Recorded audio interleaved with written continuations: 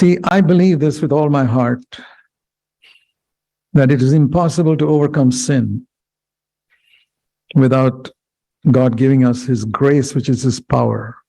You know, when Paul had a thorn in the flesh, the Lord said, my grace is sufficient for you. I want to show you two verses, 2 Corinthians 12. What is grace? Many people think it is the freedom with which God forgives us. But listen to God's own definition. 2 Corinthians 12, verse 9. My grace is sufficient for you because that is my power. Grace is God's power, which will strengthen you in your weakness. Let me read it like that. My grace is sufficient for you because that is my power, which will strengthen you when you're weak. And do you know what our weakness is? Our weakness is not that we can't lift heavy weights. Our weakness is that we sin so easily. That's our greatest weakness. That we tell lies so easily. That we get angry so easily. That men lust after women so easily. You look at a picture and lust comes immediately. It's so easy to fall. Grace is the power that will help us to overcome that weakness. And that's why it says in Romans in chapter 6 and verse 14 that if you are under grace, no sin can overcome you. You will overcome anger 24 hours a day if you have grace. Without it, impossible. You overcome all the lusting with your eyes 24 hours a day if you have grace. If you don't have grace, you won't get it. So the important question comes, where can I get grace?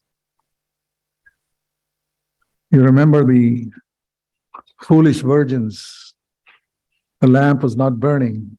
They had no power. No oil means no power. So they were not ready for the Lord's coming.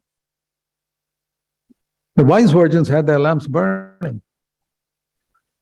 And when the Lord came, they came to the wise virgins and give us some of your oil. Give us some of the power that you have. How can I give you the power God's given me?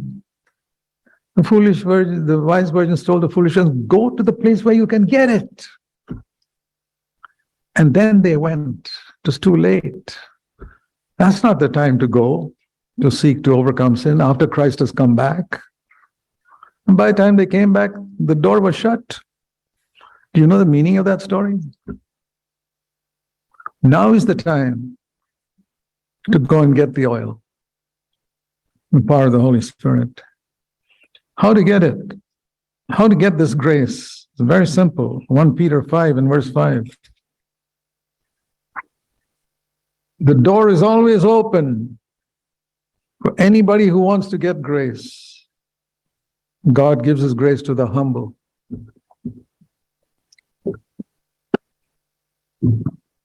God gives his grace to the humble. So every time you get angry, every time you have told a lie,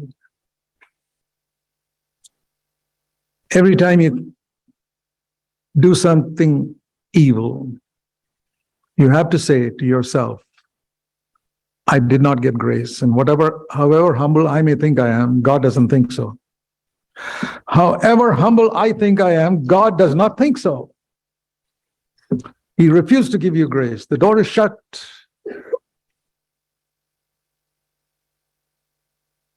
Pursue reverence for God and humility. All spiritual riches and all spiritual life is from there.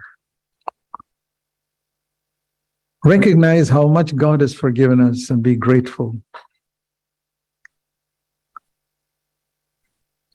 All of us know that we all have had a past history of failure. I know I have, and you have. Don't forget that. Don't ever forget It's very easy to forget the life of sin that we lived once, where we didn't care for God.